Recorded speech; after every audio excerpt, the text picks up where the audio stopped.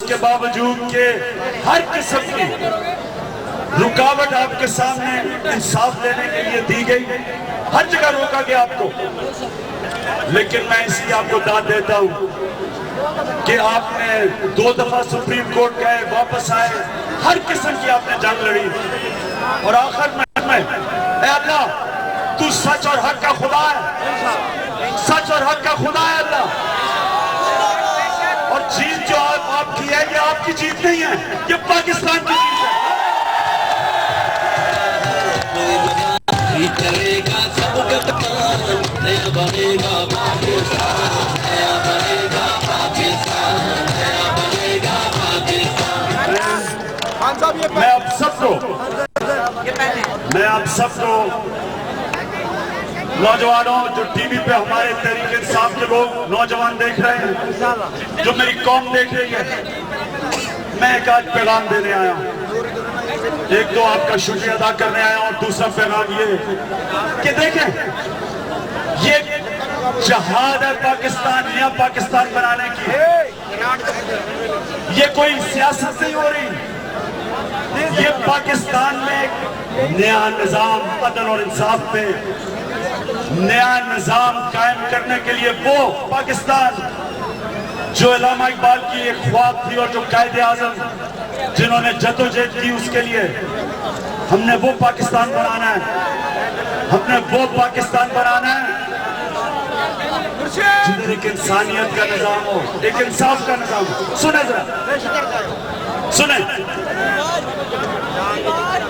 اس پاکستان کے لیے آپ کا مقابلہ ایک چھوٹے سے ٹولے سے ہے جس کو ہم سٹیٹس کو کہتے ہیں، یہ سب اکٹھے ہیں، نون لیگ، پیپلز پارٹی اور ایم کیو ایم اور مولانا صاحب، یہ 3-4 اکٹھے، اور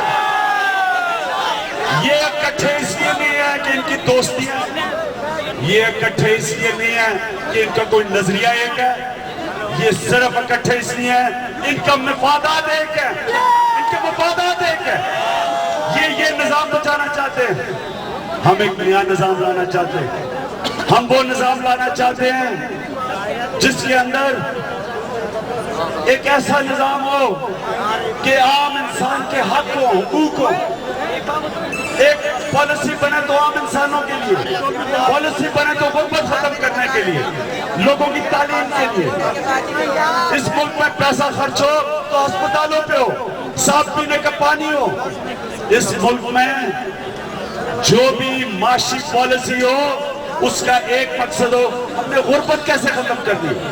ان کے مفادات یہ ہیں کہ یہ انہوں نے جو پیسہ بنایا چوری سے، اس کو بچانا کیسے ہے، ملک سے باہر کیسے لے کے جانا ہے، اور یہ الیکشن کا نظام تبدیل نہیں ہونے دینا چاہتے ہیں، اس لیے کہ اس دھاندلی کی وجہ سے اقتدار میں آتے ہیں، اقتدار میں آ کے پیسہ بناتے ہیں، پیسہ بنا کے وہی پیسہ لوگوں پہ لگاتے ہیں خریدنے کے لیے، الیکشن کمیشن اور نادرا کے اوپر ان کو خریدتے ہیں، دھاندلی کرتے ہیں، پھر باریاں لیتے ہیں۔ ہم ان کا مقابلہ کرنے آئے ہیں، تو میرے پاکستانیوں میں آج آپ کو کہنا چاہتا ہوں، اس جدوجہد میں اونچ نیچ ہوتی رہے گی، آپ نے مایوس نہیں ہونا، آپ نے مایوس نہیں ہونا، جدوجہد ہم مسلسل کرتے رہیں گے، آپ کا کپتان کبھی ہار نہیں مانے گا،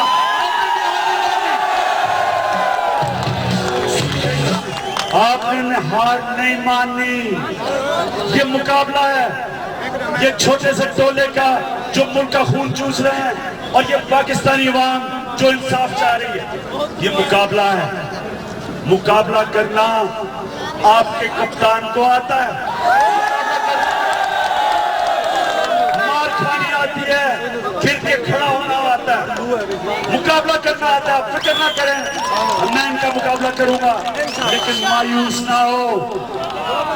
دیکھو آج رحمت العالمین کی پیدائش کا دن ہے، ان کی زندگی قرآن شریف میں اللہ کہتا ہے ان کی زندگی سے سیکھو۔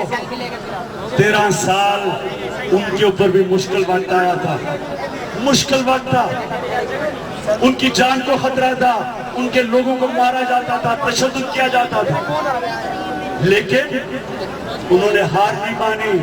ہم نے ان کی زندگی سے سیکھنا ہے, اور آخر میں انہوں نے دنیا میں ایک ایسا عدل اور انصاف کا نظام بنایا, ایک ایسا نظام بنایا جدھر دنیا کی تاریخ کی پہلی فلاحی ریاست بنائی.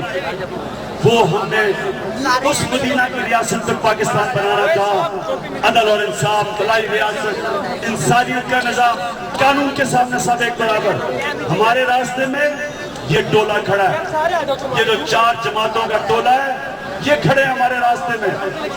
پاکستانی عوام, تم میرے ساتھ ہو, میں آپ کو ان کا مقابلہ کر کے دکھاؤں گا, فکر نہ کریں. اونچ نہیں جائے گی, جدوجہد میں اونچ نہیں جاتی ہے. ہمیں دلیری سے ہارنا بھی آتا ہے اور جیتنا بھی آتا ہے. تو میں آج ایک پیغام دینا چاہتا ہوں پاکستان کی الیکشن کمیشن کو. میں آج سردار صاحب چیف الیکشن کمشنر آپ کو ایک پیغام دینا چاہتا ہوں. دیکھیں, آپ کے اوپر بہت ذمہ داری, آپ کے اوپر بہت ذمہ داری ہے. میں آپ کو صرف جو کاظم علی ملک جو جج تھے ٹرائیبیونل کے, ان کے الفاظ آپ کو سنانا چاہتا ہوں. کاظم علی ملک نے جب فیصلہ کیا MA 122 کا, انہوں نے کہا کہ میں نے اپنے آپ سے پوچھا کہ کیا میں اس دنیا میں ایک جانور کی طرح آیا ہوں جو کھا پی کے بچے پیدا کیا کر مر جائے گا, یا میں ایک انسان ہوں جو اللہ کو جواب دے ہوں. میں نے جواب اللہ کو دینا ہے. میں انسان ہوں, اللہ نے میرے اعمال کے اوپر مجھے فیصلہ کرنا ہے کہ میری آخرت کیا ہوگی. آپ کو اپنی آخرت کی فکر کرنی چاہیے. جس طرح کے الیکشن کروائے گئے 2013 میں, سردار صاحب آپ تو نہیں تھے, لیکن آپ کے ساتھی تھے آپ کے ساتھ. آپ مجھے یہ بتائیں کہ 22 جماعتوں نے کہا کہ الیکشن میں دھاندلی ہوئی ہے. آپ مجھے یہ بتائیں کہ جوڈیشل کمیشن کی 44 فائنڈنگز تھیں الیکشن کے خلاف جو 2013 کا تھا. 3 ٹرائیبیونل کے رزلٹ آ گئے.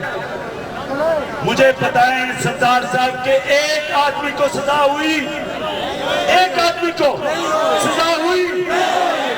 یعنی الیکشن کی دھاندلی جرم ہے, ایک مجرم کو سزا نہیں ہوئی.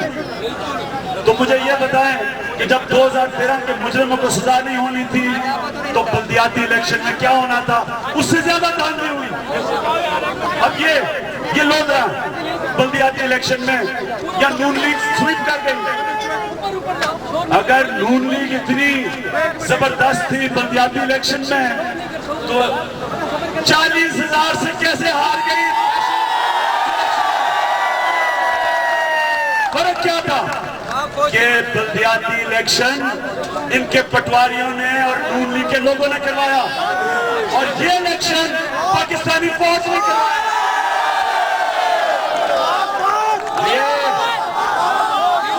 سردار صاحب آپ سے پوچھتا ہوں کہ کیا پاکستانی فوج کا کام ہے الیکشن کروانا؟ الیکشن کمیشن کا کام ہے. تو الیکشن کمیشن کا یہ حال ہے کہ اس حلقے میں 40,000 سے جیتے جہانگیر ترین. ابھی چند ہفتے پہلے بلدیاتی الیکشن میں ہم ہار جاتے ہیں. جب آپ کا خود سیکٹری کہتا ہے کہ الیکشن ٹھیک نہیں کروا سکے بلدیاتی الیکشن, نہ صرف نہ پنجاب میں, تو میں سردار صاحب آپ سے سوال پوچھتا ہوں کہ کیا ہم اسی طرح کے الیکشن کرواتے رہیں گے؟ کیا ہمارے ساتھ آزاد ہوا تھا ہندوستان, ہمارے ساتھ ہندوستان آزاد ہوا تھا, 50 کروڑ لوگ ووٹ ڈالتے, کوئی دھاندلی نہیں ہوتی. جو ہارتا ہے وہ ہار مانتا ہے, جو جیتا ہے وہ جیت جاتا ہے. یا کوئی الیکشن پنجاب میں کسی سے پوچھ لیں, بلدیاتی الیکشن میں جو مخالف لڑے تھے نون لیگ کے, سب کہتے دھاندلی ہوئی. سندھ میں جو پیپلز پارٹی اور MP ان کے خلاف لڑے تھے سب کہتے دھاندلی ہوئی. یہ کیسے الیکشن ہے؟ تو میں سردار صاحب بڑے ادب سے آپ کو کہنا چاہتا ہوں علیم خان کا کیس لگ رہا ہے آپ کے پاس 30 تاریخ کو.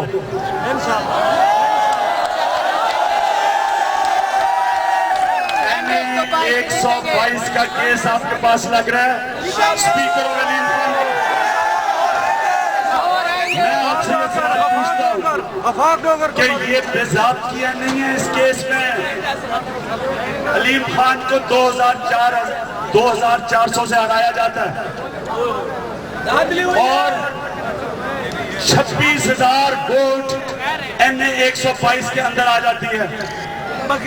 اور ابھی تک نادرا نے ہمیں نہیں بتایا کہ ووٹ کیسے آئی. کوئی نہیں پتا کسی کو. نادرا نے جواب نہیں دیا. الیکشن کمیشن کہتی ہے صرف 812 ووٹ کا ان کے پاس فارم اے ہے, یعنی کہ ان کو ریکارڈ ہے, باقی ان کو نہیں پتا. سردار صاحب یہ بے ضابطگیاں نہیں ہے, الیکٹرل فراڈ ہے. یہ فراڈ ہے. 30 تاریخ کو آپ کے پاس کیس ہے. ساری قوم پہلی ساری قوم آپ سے انصاف مانگ رہی. اور اگر الیکشن کمیشن نے ٹرائیبیونل کے سامنے یہ کیس کیا, اگر ٹرائیبیونل کو کیس دیا تو ہم ٹرائیبیونل میں اب 2 سال اور بھی گزاریں گے. ہم سپریم کورٹ کے پاس جائیں گے انصاف لینے کے لیے. میں آپ سے یہ امید رکھتا ہوں کہ ہم ساری پاکستانی قوم آگے بڑھنا چاہتی ہے, ایک نیا پاکستان دیکھنا چاہتی ہے, ایک نئی الیکشن کمیشن دیکھنا چاہتی ہے. آخر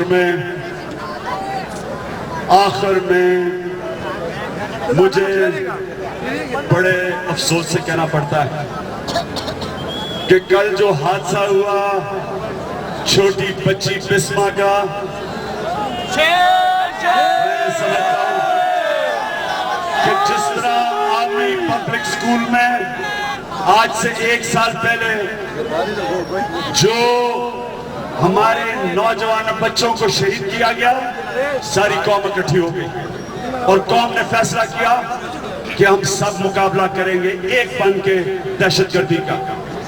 تب سے قوم اکٹھی ہے, دہشت گردی نیچے آ رہی ہے. اور میں وہ کراچی کے اندر جو روکنے کی کوشش کر رہے ہیں دہشت گردی کے خلاف جنگ کو, میں ان کو یہ بتانا چاہتا ہوں, پیپلز پارٹی اور MQM کو, کہ اگر آپ سمجھتے ہیں کہ آپ اپنے ملیٹنٹ ونگ یا کرپشن بچا لیں گے, ساری قوم فیصلہ کر بیٹھی ہے کہ وہ انصاف چاہتی ہے, وہ دہشت گردی کے بھی خلاف ہے, وہ کرپشن کے بھی خلاف ہے. تو قوم ایک ہو گئی. اب بسما کے بعد ساری پاکستانی قوم پھر ایک ہو گئی. اب وہ کیا چاہتی ہے؟ وہ چاہتی ہے کہ VIP کلچر ختم کیا جائے. میں آج میں یہ اناؤنس کر رہا ہوں اور انشاءاللہ میں جاتے ساتھ اسلام آباد میں پرویز خٹک CM KP سے میٹنگ کروں گا. ہم نے یہ فیصلہ کریں گے کہ پختونخوا میں آج سے کسی کے لیے, کسی VIP کے لیے ٹریفک نہیں روکا جائے گا. اگر پرائم منسٹر نے بھی آنا ہے, پرائم منسٹر کے لیے بھی پختونخوا کے اندر ٹریفک نہیں روکا جائے گا. ہمارا یہ فیصلہ, ہم نے یہ فیصلہ کیا کہ مغربی جمہوریت میں اگر ٹریفک نہیں رکتا تو یہاں سارا شہر بھی بند ہو جاتا ہے. بیچارے لوگ چلے چھوڑیں کہ وہ جو حادثہ ہوا ہے بسما کا, آگے سے ایسا حادثہ نہ ہو. ہم پختونخوا سے شروع کریں گے, کوئی کسی کے لیے ٹریفک نہیں رکے گا, کسی کے لیے ٹریفک نہیں رکے گا. اور اگر کسی کو اپنی جان کا اتنا ڈر ہے, مرنے سے اتنا خوف ہے, تو گھر بیٹھو, باہر نہ نکلو.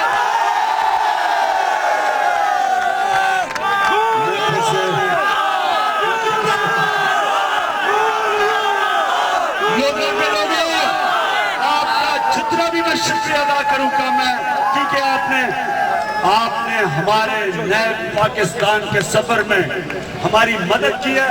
ہم کبھی آپ کو نہیں بھولیں گے.